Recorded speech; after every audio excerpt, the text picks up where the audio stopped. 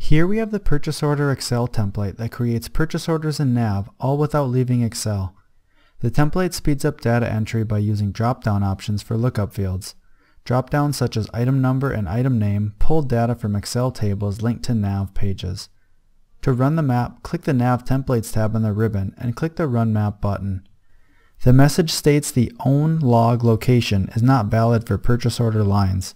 Switch the location and rerun. After fixing the error, the map runs successfully. Both map runs are recorded in the table on the Map Run Log tab. The Map Run Log gives a timestamp and the raw XML message returned from the NAV web server. Now that we've seen how easy it is to use, let's show how easy it is to get set up.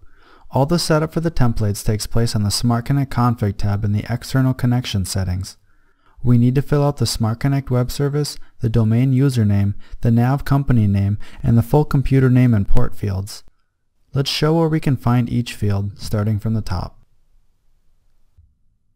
The Smart Connect web service can be found in Smart Connect on the Setup tab. From within Smart Connect, click the Setup cogwheel. Select the Web Service tab to find the web service URL. The domain username set up specifically for NAV is on the Connector Setup tab. Double-click Dynamics NAV/365 Financials connector. Here we can find the domain and username as well as company name. The full computer name and port come from the Web Services page in Dynamics NAV. We only need the first part of the URL up through the port number, so any row will work. In my system, I'll use e1-2017.eonetraining.com:7048. The remaining settings are filled out by default and do not need to be modified.